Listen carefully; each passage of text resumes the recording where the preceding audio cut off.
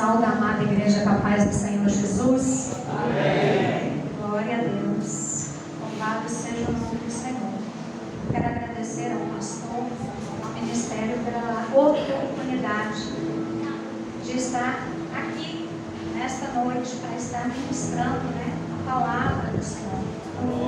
Nós sabemos que é um privilégio, mas também é uma responsabilidade muito grande. Que o Senhor verdadeiramente me ajude nesse momento. Amém? E o tema desse mês está sendo sobre cura, não é? Está sendo sobre cura. Então hoje nós vamos falar sobre o Deus que pode todas as coisas. E eu quero te convidar a abrir a sua Bíblia em Lucas capítulo 1, versículo 37, que está escrito: porque para Deus nada é impossível. Será que você pode declarar isso? Porque para Deus, louvado seja o Senhor. Nós estamos falando nesse mês sobre cura. Cura física, cura da nossa alma, que é o mesmo que o nosso emocional, os nossos pensamentos, os nossos desejos, as nossas emoções, as nossas lembranças ficam na nossa alma, no nosso emocional. E cura também espiritual, porque é através do nosso espírito que nós temos comunhão com Deus. Através do nosso espírito é como nós nos comunicamos com o Senhor. E às vezes nós ficamos procurando cura. Mas qual é o significado da palavra cura? Cura significa restabelecer algo, recuperar algo que se perdeu. Quando nós buscamos cura, seja ela física, emocional ou espiritual, é porque nós nos perdemos em algum lugar por algum tempo. E nós estamos buscando essa cura, esse restabelecer, essa recuperação, para que nós possamos viver de novo aquilo que nós já vivemos, para desfrutarmos daquilo que uma vez nós já desfrutamos. Não é assim? Então nós vamos ver dentro da palavra do Senhor vários processos de pessoas que precisaram da cura de Deus. E nós vamos ver cura no âmbito físico, curas no âmbito emocional da nossa alma, e nós vamos ver também cura no âmbito espiritual.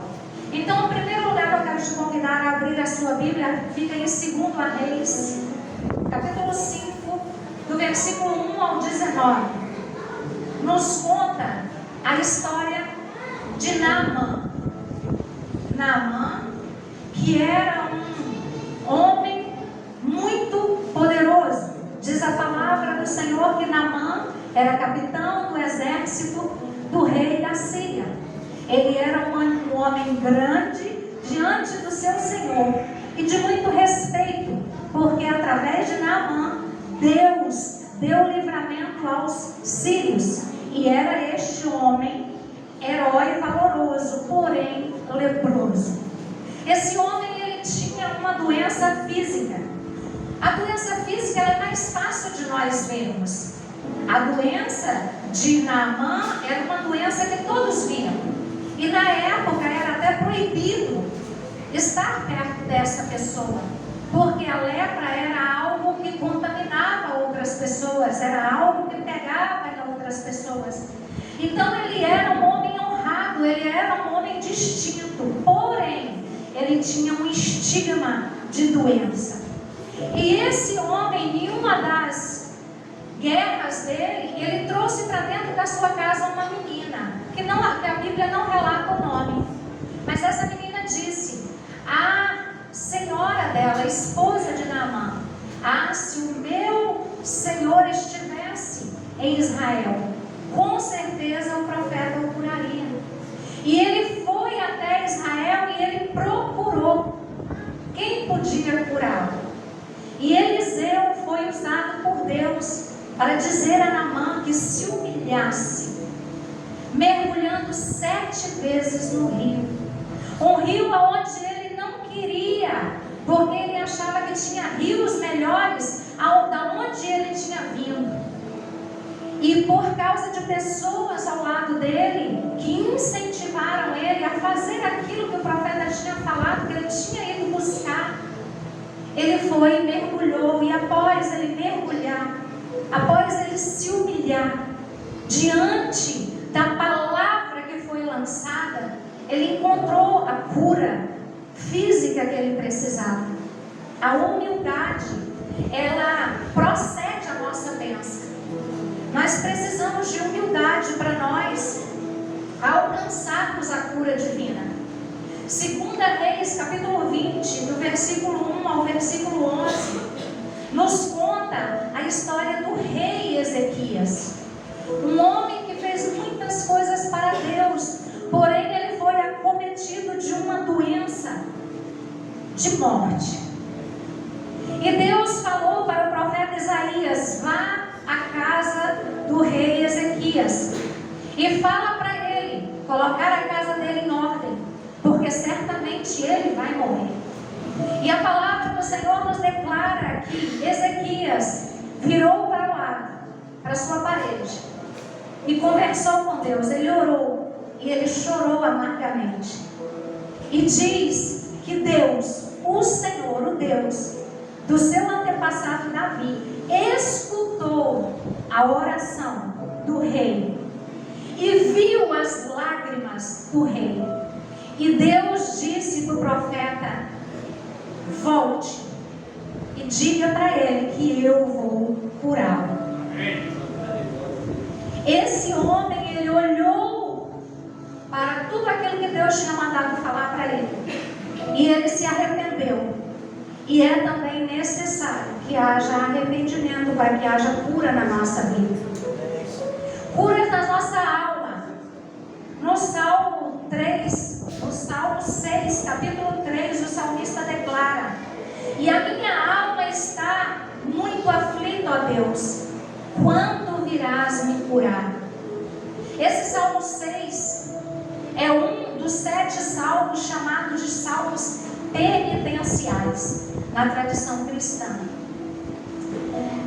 Esse salmo penitencial, ele se refere à penitência, que é a tristeza por pecados cometidos, seguido de arrependimento e pedido de oração. O salmista, ele olhou para Deus e ele disse: a minha alma está aflita, Senhor. Quando é que o Senhor vai vir me curar? E sabe, a doença na alma, ela não é tão fácil de enxergar como a cura física. Porque a cura da alma é uma tristeza que você sente dentro de você, e por mais que as pessoas olhem para você, se você colocar uma máscara, um sorriso e dizer vai tudo bem, elas vão acreditar em você. Então a doença na alma, ela não é tão visível aos nossos olhos. As pessoas, elas podem às vezes dizer está tudo bem, mas só Deus e ela sabem aquilo que ela está enfrentando. O Salmo 13, no versículo 2, o salmista diz: até quando terei que suportar esse sofrimento? Até quando meu coração se encherá dia e noite de tristeza? No Salmo 42, no verso 5 ao verso 11, está escrito: por que está abatido a minha alma e por que te perturbas dentro de mim? Espera em Deus, pois ainda o louvarei. O salmista, ele nos ensina que nós temos que conversar com a nossa alma, nós temos que conversar com a nossa mente, com as nossas emoções, com os nossos pensamentos, com aquilo que vem de tristeza dentro de nós. Nós temos essa oportunidade e a Bíblia nos relata pessoas que fizeram isso. O salmista declara: por que está abatido a minha alma? Ele não perguntou para o irmão, para a mulher, para outras pessoas, ele conversava com ele mesmo.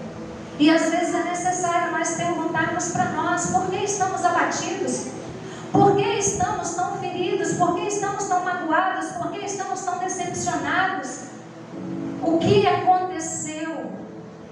Que a tristeza chegou ao meu coração e está perdurando.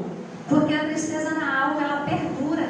Ela não passa com uma saída que você der, com você ouvir. Ela perdura dias e mais dias e mais dias. E é necessário nós pararmos e olharmos para nós. Porque se a tristeza está em nós, na nossa alma, no nosso pensamento, em algo que nos aflige, nós precisamos buscar reconhecer de onde essa tristeza está vindo e buscar no Senhor cura para esse sentimento. Porque a cura emocional da nossa alma é um abatimento, é uma tristeza que não passa, é um sinal de doença na nossa alma, na consciência, nas nossas lembranças. Pode ser de repente culpa, pode ser acusação que você carrega dentro de você, pode ser falta de perdão. E Deus deixou escrito na palavra dele muitos homens e mulheres que passaram e que confessaram e buscaram ajuda e cura, recuperação em Deus. E Deus agiu de forma diferente com cada uma dessas pessoas que buscaram a Deus com todo o seu coração. Nós vemos no livro de Ruth a história de Noemi. O nome do livro é Ruth, mas nós vemos a história de Noemi. Noemi, ela saiu da sua terra e ela foi para a cidade de Moabe, junto com seu marido e com seus 2 filhos. E a Bíblia não relata quanto tempo eles ficaram lá, mas nos relata que lá, nesse lugar, os filhos de Noemi se casaram. E lá, os seus 2 filhos morreram e o seu marido também. E ela voltou para a sua cidade, trazendo com ela uma das suas noras. E quando ela chegou naquela cidade, as pessoas falaram: não é você, a Noemi? E ela falou assim: não me chame Noemi, me chame Mara, porque agora eu sou uma mulher amargurada. Essa mulher, ela teve perdas terríveis e isso amargurou a alma dela. E isso fez com que ela se entristecesse demais. E a palavra do Senhor nos revela em Provérbios 17, versículo 22, que o coração alegre é bom, é um bom remédio, mas o espírito abatido, ele seca os ossos.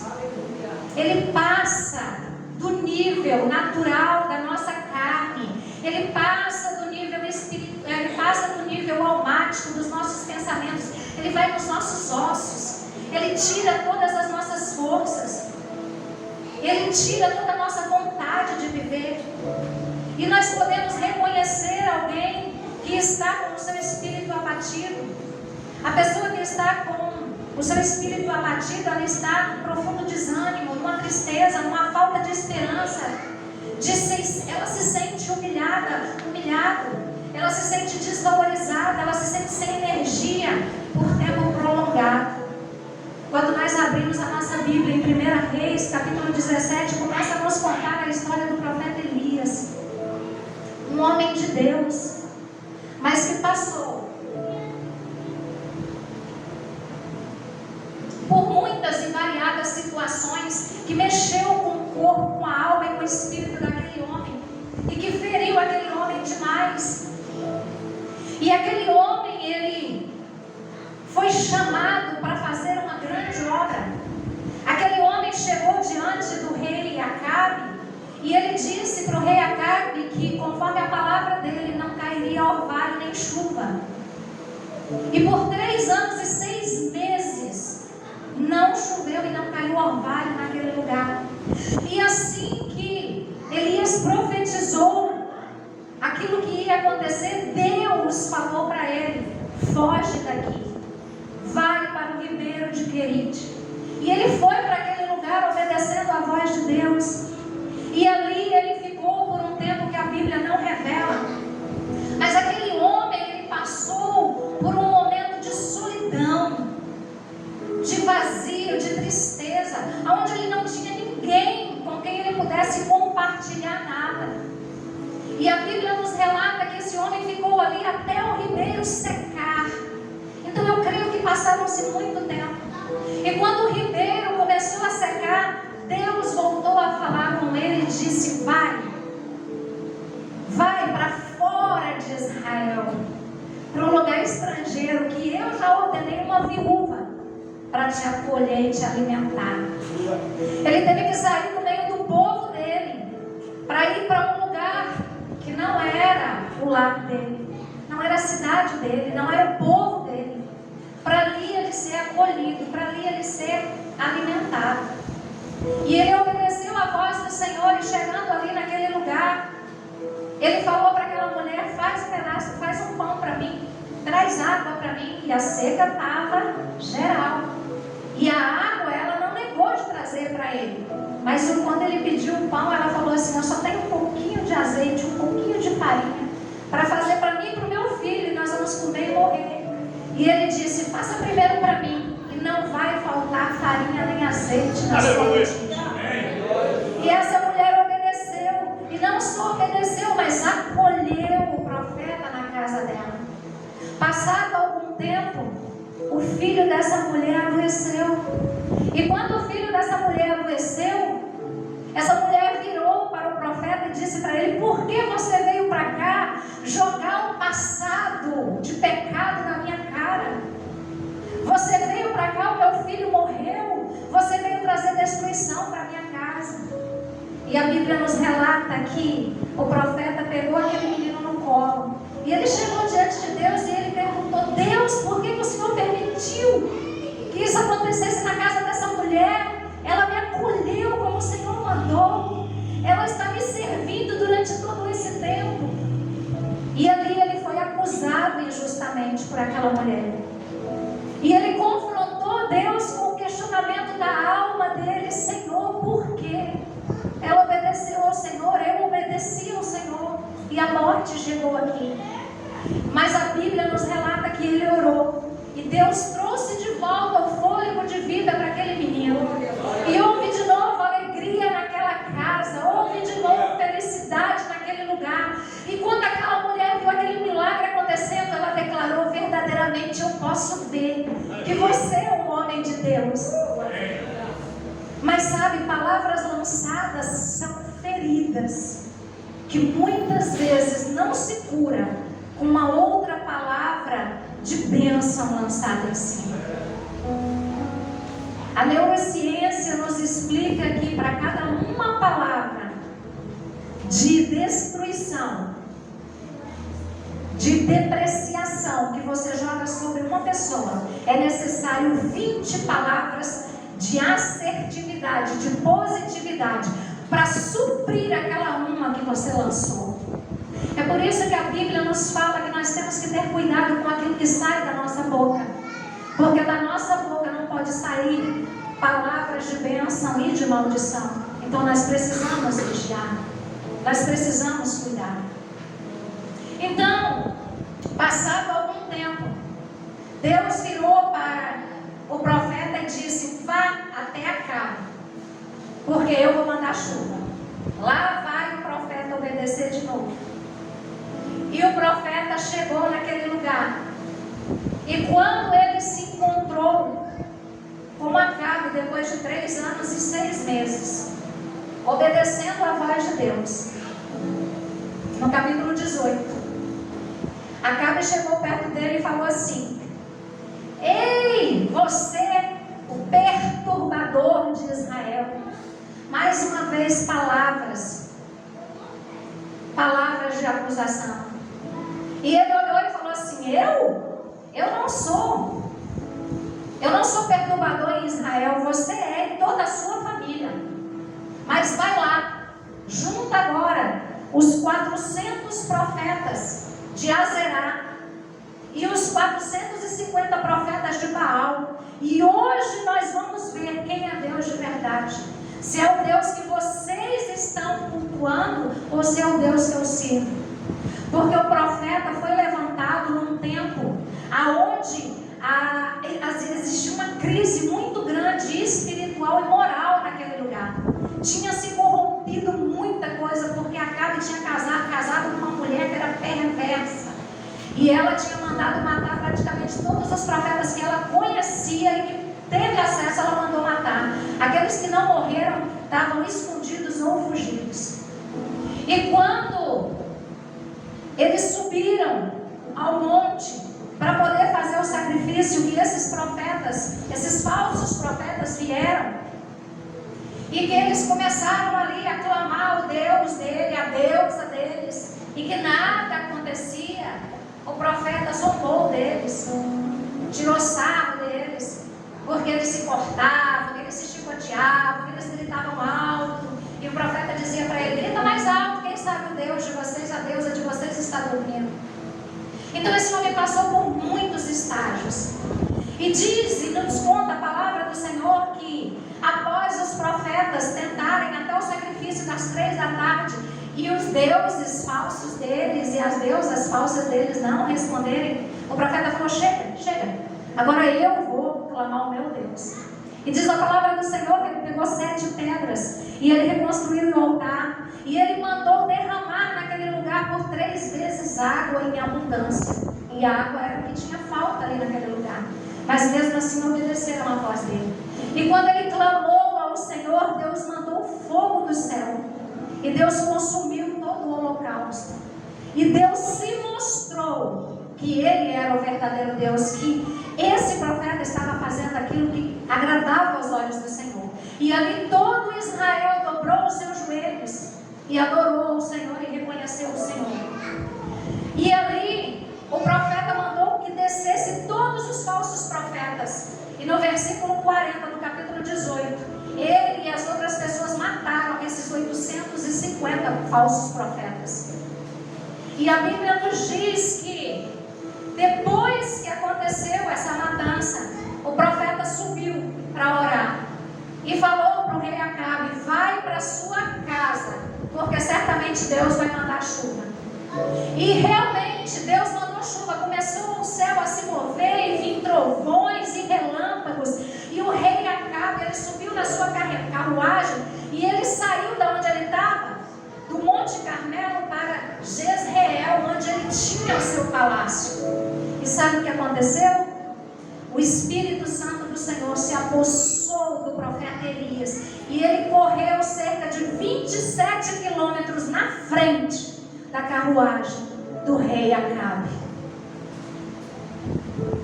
E depois que esse homem correu esses 27 quilômetros, esse homem ouviu mais uma vez ameaças, palavras, agora de morte. No capítulo 19 nos conta que Jezabel mandou um recado para ele, que os deuses falsos dela me matem até amanhã meio-dia, se você não estiver louco. E a palavra do Senhor nos diz que ele teve medo e ele fugiu. Ele andou mais um dia a pé, e ele parou e se sentou debaixo de uma árvore, e ali ele pediu para Deus a morte. E ali Deus mandou um anjo que tocou ele por 2 vezes, o acordou e deu comida para ele, para que ele fortalecesse as suas forças. Na primeira vez que o anjo acordou, ele comeu, ele bebeu e ele voltou a dormir. O anjo veio de novo, tocou nele, acordou ele. Ele comeu, ele bebeu, e essa comida fez ele ter força para ele andar 40 dias e 40 noites e chegar no monte sagrado de Sinai. E ali ele foi buscar refúgio no Senhor. Sabe, muitas vezes nós passamos por muitas dificuldades na nossa vida. Talvez nós não ficamos leprosos, como Naamã ficou. Talvez nós não tivemos uma doença terminal, como o rei teve. Talvez nós não passamos por aquilo que Noemi passou, de enterrar o seu marido e os seus 2 filhos. Talvez nós não passamos o que o profeta Elias passou. Ele enfrentou muitas dificuldades para obedecer ao Senhor, e em muitos momentos ele se sentiu sozinho, desamparado. Ele questionava para Deus onde estava Deus, por que Deus não entrava com providência na vida dele, por que Deus não facilitava as coisas para ele. E quando esse homem chegou num estágio, pastor, eu não sei que horas são. Amém.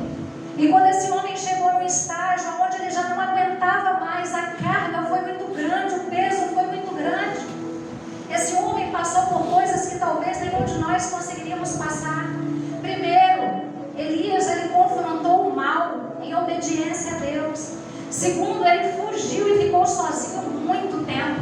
Nós não fomos feitos para ficar sozinhos. Quando Deus fez o homem e viu que o homem estava só, ele disse: não é bom que o homem esteja só. Far-lhe-ei uma adjuntora. Nós não fomos feitos para ficar sozinhos. Esse homem ficou sozinho muito tempo. Terceiro, esse homem foi sustentado por um tempo por uma viúva numa terra estrangeira. Isso para eles era muito vergonhoso. Ele foi acusado por essa viúva. Ele se sentiu abandonado por Deus. Ele foi chamado de perturbador de Israel. Ele enfrentou oposição. Ele matou 850 falsos profetas. Ele foi ameaçado de morte.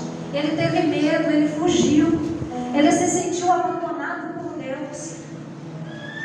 Mas é lindo quando nós conhecemos o Senhor e sabemos o amor de Deus, a presença de Deus, o poder que Deus tem. E quando Deus vem se revelar sobre a nossa vida, Ele não vem se revelar como Ele acha que nós precisamos. Ele vem se revelar conforme a nossa necessidade. Porque Elias, ele entrou ali na caverna e Deus falou para ele: o que você está fazendo aí, Elias? E ele fez um discurso para Deus. E Deus falou para ele: sai da caverna.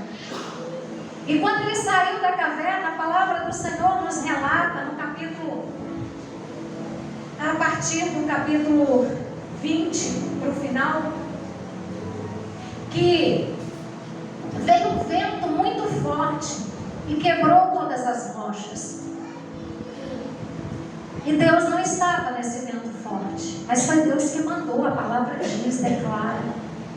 Depois veio um terremoto muito forte, mas Deus também não estava nesse terremoto. Depois veio um fogo, mas Deus também não estava nesse fogo, apesar de mandar todas essas coisas acontecerem. Só que se você perceber a história do profeta Elias, ele já era um homem que ele vivia o sobrenatural sempre. Ele vivia manifestações sobrenaturais direto. Talvez ele não declarou, talvez a Bíblia não foi escrito isso, mas talvez ele não precisasse de grandes manifestações. E Deus olhou para a necessidade do profeta naquele momento. E a palavra do Senhor diz que Deus se revelou num sussurro suave. Era isso que Elias precisava naquela hora. Era esse aconchego, era esse carinho, era esse afago, era esse trazer para perto. Ele não precisava mais de palavras de autoridade. Ele precisava de um ombro para ele chorar. Ele precisava ser consolado. Ele precisava receber o bálsamo do Senhor no coração dele. Ele precisava ser curado nas suas feridas, nas suas emoções. Ele precisava ser curado nas suas lembranças, nas suas dores. E Deus, como entendia a necessidade do profeta, como entende a minha e a sua necessidade, como entendeu a necessidade de Noemi, como entendeu a necessidade de Amã, Deus agiu naquilo que era a necessidade de cada um deles. E é assim que Deus também age na nossa vida. Ele age em cima daquilo que nós precisamos. Ele age em cima daquilo que nós necessitamos. E Ele vem conforme é a necessidade para nós. Quando nós olhamos a palavra do Senhor, nós vemos em Jeremias 33:6, onde Deus afirma: eu curarei o meu povo, e novamente darei saúde, farei com que tenha um tempo de paz e de segurança. É Deus que olha para nós e determina os tempos, as estações.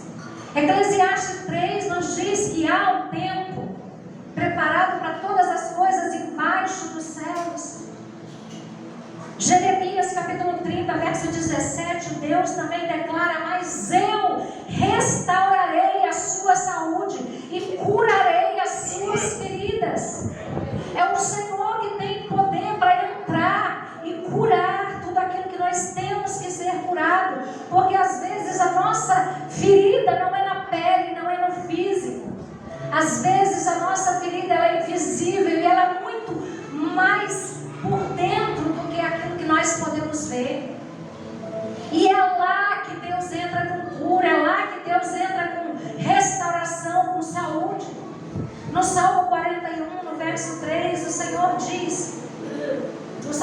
diz: quando estiver doente de cama, o Senhor te ajudará e te dará saúde novamente. Sabe, todos nós passamos por um momento difícil. Todos nós perdemos alguém, um ente querido que nós amamos no decorrer da nossa caminhada. Nós não nascemos precisando de cura, mas ao longo e ao passar do tempo nós vamos precisando ser curados, porque muitas coisas vão sendo quebradas dentro de nós, muitas coisas vão sendo decepcionadas dentro de nós. Muitas vezes nós vamos perdendo quem nós amamos, muitas vezes nós somos frustrados em sonhos que nós temos e não conseguimos realizar. Muitas vezes nós colocamos expectativas em cima de outras pessoas e essa expectativa ela não é cumprida pela outra pessoa, e tudo isso vai nos desconstruindo, tudo isso vai trazendo ferida, amargura, dor, sofrimento, tristeza. E às vezes nós nos sentimos desamparados pelo Senhor. Noemi se sentiu desamparada pelo Senhor. O rei Ezequias se sentiu desamparado pelo Senhor. O profeta se sentiu desamparado pelo Senhor. Que diremos nós? Que diremos nós? Nós nos sentimos desamparados pelo Senhor. Muitas vezes as aflições vêm e batem na nossa porta e nós não conseguimos mantê-la para o lado de fora. Ela entra e ela perturba o nosso coração, ela perturba a nossa mente. Mas o Senhor é aquele que tem as manifestações corretas para mudar toda a nossa história, para trazer restauração para nós, para curar as nossas feridas.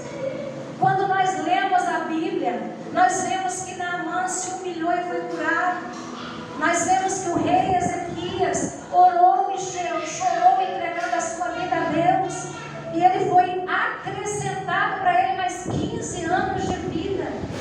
Nós vemos o salmista reconhecendo que pecou, que errou, sentindo vergonha, mas confessando seus pecados a Deus, e Deus perdoando ele. Nós vemos Noemi, que falou: me chame de Mara, porque agora eu sou amargurada. Chegando diante de Ruth, a sua nora, e dando direcionamento para Ruth: vai até Boaz, mas antes de ir, tome banho, se perfume, vista a sua melhor roupa, chega lá onde ele está, observa ele, deita aos pés dele, porque ele vai ser o seu remidor. Ela mesma amargurada, mesmo ferida, mesmo sem sonho, mesmo sem esperança, quando ela teve uma oportunidade, ela deu direção para outra pessoa. Ela parou de olhar para a sua amargura, para a sua dor, para a sua tristeza, e ela olhou para o outro. Lembra que eu falei que nós não fomos feitos para viver sozinhos? Essa mulher, mesmo no momento de amargura e de dor, ela soube dar direção, ela parou de olhar para a sua própria necessidade, e ela deu direção a quem precisava, confiava e estava com ela. O profeta Elias, ele obedeceu a Deus até o final, e Deus o honrou, porque Deus se revelou para ele naquela brisa suave, naquele sussurro suave. E ali o profeta Elias, ele foi curado das suas dores, e ele pôde voltar a obedecer a Deus e continuar cumprindo o propósito que Deus tinha para a vida dele. E assim é na minha e na sua vida. Muitas vezes nós passamos por perdas, nós passamos por decepções, nós ficamos com medo de começar de novo, de dar mais uma oportunidade, de confiar de novo e ser traído, de ajudar de novo e ser abandonado. Isso tudo nos fere, isso tudo nos decepciona, isso tudo nos traz amargura. Mas nessa noite o Senhor, Ele quer nos chamar, assim como Ele chamou Noemi. Mara significa amargurada, mas no final ela volta a ser Noemi, a feliz. O Senhor, Ele quer trazer felicidade para o nosso coração. O Senhor, Ele quer trazer cura para a nossa alma. Se coloca de pé, igreja. O Senhor, Ele quer restaurar aquilo que foi quebrado. O Senhor, Ele quer restaurar aquilo que foi perdido no caminho. O Senhor nos declara na sua palavra que aquele que começou a boa obra é fiel para cumpri-la. O Senhor é fiel para cumprir as suas promessas. O Senhor é fiel para concluir a boa obra que Ele começou na sua vida. O Senhor tem paz, o Senhor tem alegria. Nas mãos do Senhor existe bálsamo para derramar sobre o seu coração, sobre a sua alma, sobre a sua mente. O Senhor tem como tocar entre as suas juntas e medulas, espírito e alma. Seu pertence ao Senhor. Ele é aquele que pode acessar todas as partes do seu ser e restaurar tudo aquilo que foi perdido, tudo aquilo que foi decepcionado, em todas as áreas que você foi machucado. O Senhor pode derramar um bálsamo sobre a sua vida e curar você.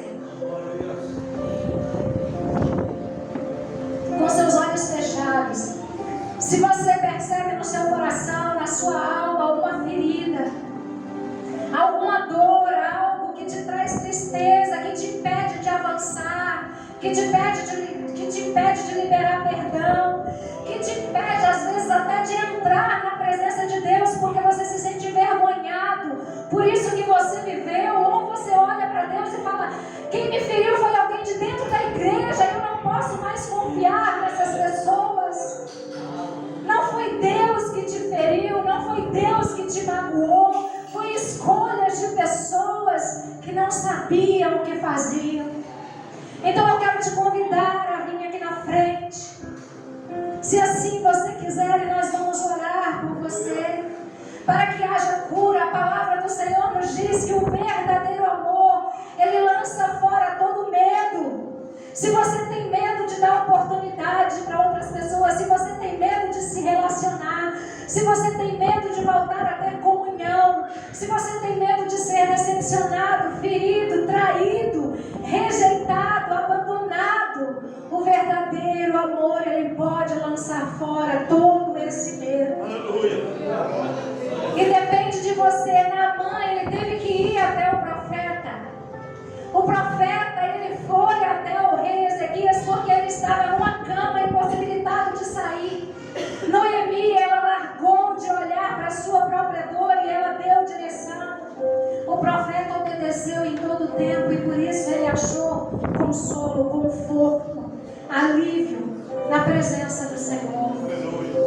Não deixe que nada te impeça de receber a cura, o renovo, a transformação e a restauração do Senhor sobre a sua vida.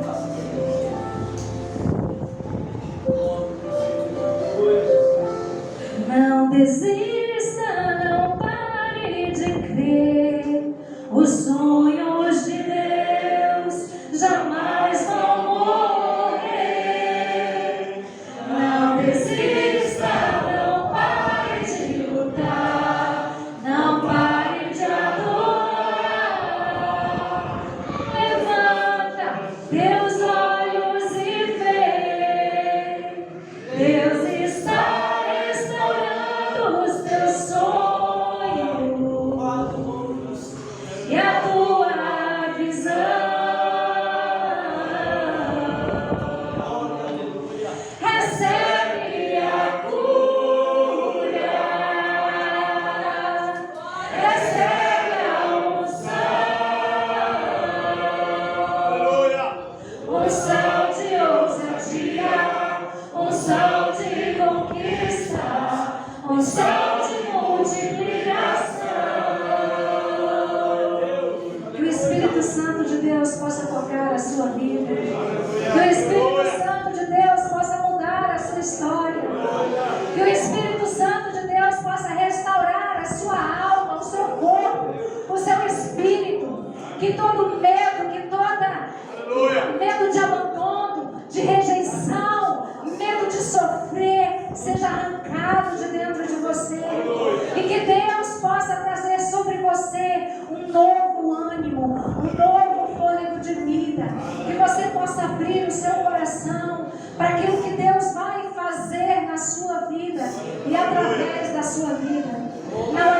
te magoaram, não é porque te feriram, que o Senhor não te ama, Ele te ama. E às vezes a escolha das pessoas acaba nos encontrando e nos ferindo no meio do caminho.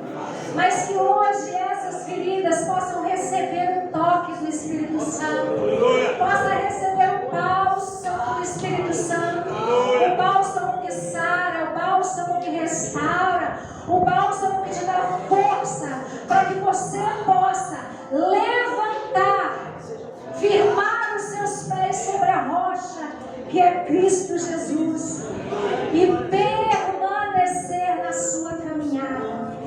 Lembre-se, aquele que começou a boa obra é fiel para cumprir. Creia na palavra do Senhor, tome posse da presença do Senhor na sua vida. Saiba que você é amado, amada pelo Senhor, e por causa desse amor Ele faz o impossível para aqueles que nele creem. Amém, irmãos? Que você possa receber essa palavra do Senhor na noite desse dia, e que verdadeiramente você possa ter um encontro sobrenatural de cura e transformação do Espírito Santo de Deus sobre a sua vida. E eu quero agradecer a minha oportunidade em nome de Jesus. Amém?